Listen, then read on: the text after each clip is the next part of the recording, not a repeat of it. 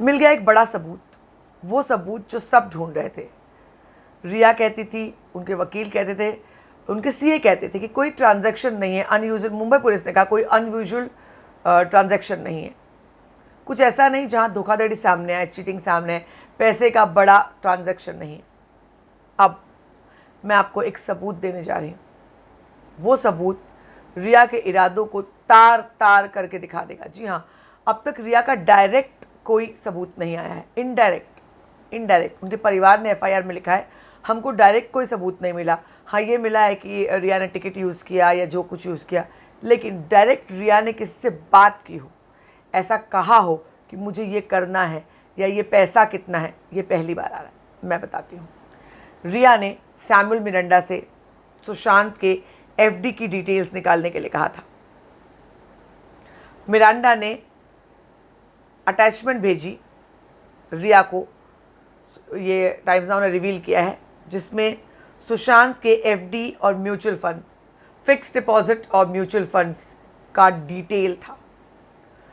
4.5 करोड़ जो था, जिसको 4.5 करोड़ को स्क्वीज करके 2 करोड़ कर दिया, ये उसके पहले की बात है। वो डिटेल्स जो है, ये डिटेल्स दी गई 13 अप्रैल को रिया को म्यूचुअल फंड्स की और फिक्स डिपॉजिट की लिस्ट का डॉक्यूमेंट क्यों दिया मिरांडा ने। उनके मरने के पहले उनका वर्थ तलाशा जा रहा था, क्या है क्या नहीं है, मैं आपको बताती हूँ। इसके अलावा उसी दिन आपको बताऊँ एक और चीज़ है, मैं आपको बताती हूँ। नहीं, ये 13 को था, 13 अप्रैल को, और 18 अप्रैल को सुशांत के डेबिट कार्ड का पिन चेंज किया गया। Can we change the pin? Samuel Miranda से उन्होंने ये बात की कि क्या हम पिन चेंज कर सकते हैं। सुशांत खुद तो कभी कार्ड यूज़ नहीं करते थे, वो घर से बाहर ही नहीं निकल रहे थे। उनके कार्ड का पिन भी चेंज कर दिया गया। उनकी एफडी के बारे में, उनके पैसे के बारे में, उनके फाइनेंशियल वर्थ के बारे में सारा कुछ उनके चैट में है।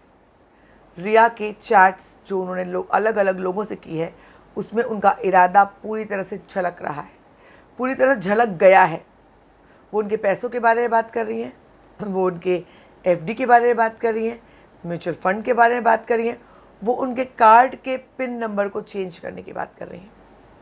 तो रिया चक्रवर्ती, उनके इरादे साफ हो चुके हैं, सबके सामने आ चुके हैं।